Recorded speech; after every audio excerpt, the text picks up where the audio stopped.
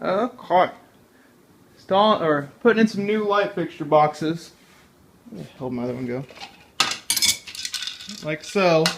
That way I can hang these pendant lights over my island. So I'm doing this over an island. First thing I did, as you can tell, is I got real smart and covered it up so it's going to be drilling some drywall. It's a genius move. I want it centered over this. This thing is 25 inches wide. So I measured, I first got to where I marked these, 26 inches wide.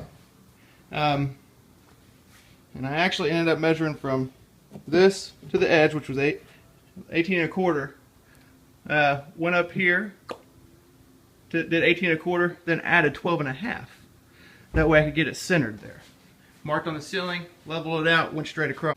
Second thing, if you're doing something like this thing is about 56 inches long. So I have two pendant lights up here. So I did 56, it was actually just under 56. Anyway, so 56 divided by 3 was a little bit over 18 and a half. So I did 18 and a half from the wall, and that's where my first one is. Another 18 and a half, that's where my second one is. And then the remainder 18 and a half is for this. So you got them evenly spaced to cover this island. Okay, so these bad boys are usually supposed to come with templates. I guess first thing, this is for old work. It has, you cut it up there, you throw it up there, fish all your wires through these little openings here. You have 4 of them here that you can use. Once you cut your opening, you fish the wires through, this thing has fins that screw on.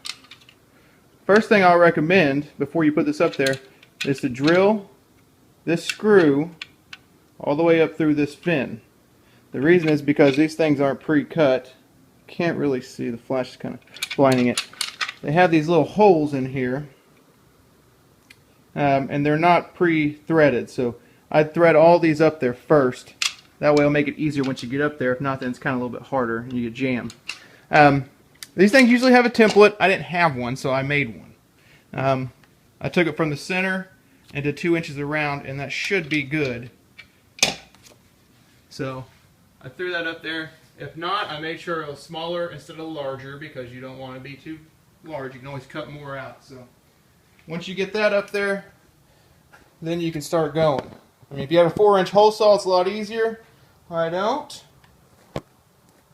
So now you just get up here and start and open it up. I start on one ledge. I actually just use my pocket knife.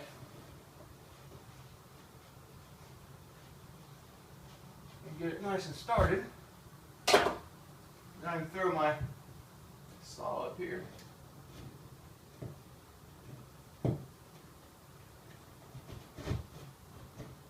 When you get some torque in it, and cut along this line. The key to this stuff is patience. Don't get ahead of yourself, and try not to go outside the lines. And you'll get through that. Just takes a little bit of time. So make sure you don't Another thing, why I'm using these instead of new work, I have this joist right here. That's where the joist is, and I want this thing centered. I don't want it off-centered. If this joist was over close to this hole, I could use a new work one instead of ones with these fins. I can use one that just nails into the joist, and I'd like that more, but I gotta do this. So this is for the old work box. Okay, hole is cut. I'm about to do the other one. First things first. I'm redoing my whole kitchen up here, and I don't have any space up here, so I ran wire, and I ran them by cutting through these things. So if you already have wire, that's great. If not, then you gotta run wire to get power to it, of course. But I went ahead and shut this up, dry fitted it. I had to adjust a little bit, but we got it in there. I don't really recommend throwing it all the way in there. I just make sure that it can get past these fins, because these fins will sometimes open up in there and they're hard to get out. If you do, then you can get them out by just unscrewing this screw. Whichever one's stuck, these screws, they'll unscrew and they'll leave the fin up there, but you can grab the fin and put it back on. So now all it is, I find my wire that I drew, and I made sure that there's plenty. There's my wire, and what you do is you fish it through these little openings here. You push it right through the top of these. You can get up in here and see where I fished it through these. So this wire is coming from my power supply. You know, if you're doing new wiring and you don't have wiring up here, then you have to jump it. So this is where I'm going to jump it. So basically, I'll wire this, and my new fixture together. And that electricity will help jump this over to this one, which will hook to my new fixture. So, have those all wired.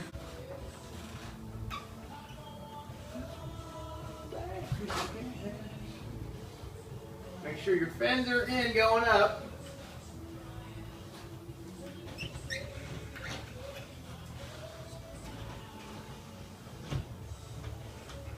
Place it up in there. And tighten these down.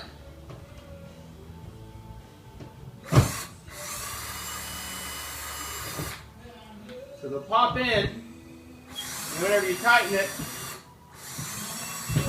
they'll get to where it stops because the fin's open, and the fin's grabbing on,